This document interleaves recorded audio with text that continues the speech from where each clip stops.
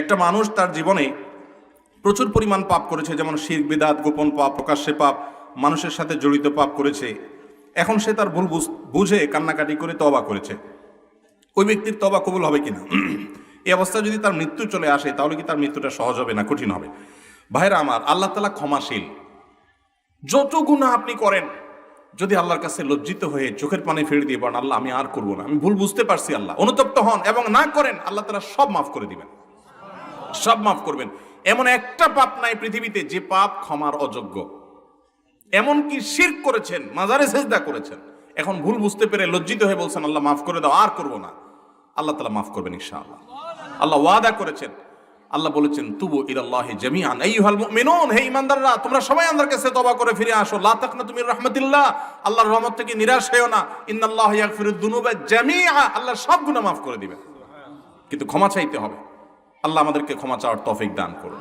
সকল গুনাহ আল্লাহ তাআলা মাফ করে দিবেন, কিন্তু বান্দার হক মেরে দিয়েছেন, টাকা নষ্ট করেছেন, মানুষের হক খেয়ে ফেলেছেন, তাহলে সেই গুনাহ কিন্তু আল্লাহ রাব্বুল আলামিন, আপনি ওই আল্লাহর কাছে তো মাপ চাইলে মাফ হবে না, আল্লাহর কাছে মাপ চাইতে হবে, আবার বান্দার হক ফেরত দিতে হবে। সারা জীবন মানুষের পকেট কেটে, মানুষের কলিজা কেটে, রক্ত চুষে, টাকা কামাই করে লাখপতি কোটিপতি হয়ে এবার বুড়া বয়সে মসজিদে, মাদ্রাসায়, মাহফিলে হুজুরদেরকে দান সাদকা টাকা পয়সা দিয়া চারপাশে এবার হাজী সাহেব গাজী সাহেব ছেড়া মক্কা শরীফ যাইয়া ওমরা করে, হজ করে, দায় রেখা, আপনি লম্বা জুব্বা নিয়া, তসবি নিয়া, জায়নামাজে বসে এবার আল্লাহওয়ালা হয়ে গেছেন। আর সারা জীবন মানুষের পকেট কাটছেন, জীবন ধ্বংস করছেন, আত্মসাৎ করছেন, ঘুষ খাইছেন, দুর্নীতি করছেন। মনে রাখবেন, এই ইবাদত বন্দি গিয়ে সেগুলা কিন্তু কাটাকাটি হবে না, সেগুলা কাটাকাটি হবে না। আমরা অনেকে মনে করি যে আরে জোয়ান বয়সে এগুলা কামাইনি, এর শেষ বয়সে এসে ফেরেশতা সেজে যাব। আপনি ফেরেশতা সেজে গেছেন, আমি চিনবো না, আমি দেখবো মাশাআল্লাহ কি সুন্দর দাড়ি, হাজী সাহেব গাজী সাহেব মাশাআল্লাহ, নারে তাকবীর, আলহামদুলিল্লাহ, কিন্তু আল্লাহ কিন্তু জানে আপনি কি করে আসছেন। তাহলে কি করতে হবে? যাদের হক মেরেছেন তাদের হক তাদেরকে ফেরত দিতে হবে। তাদেরকে যদি খুঁজে না পাওয়া যায় তাদের তরফ থেকে দান করে দিতে হবে। এরপর আল্লাহর কাছে মাফ চাইবেন, মাফ হবে। বান্দার হক খুব ডেঞ্জারাস। আল্লাহ তাআলা আমাদেরকে বোঝার তৌফিক দান করুন।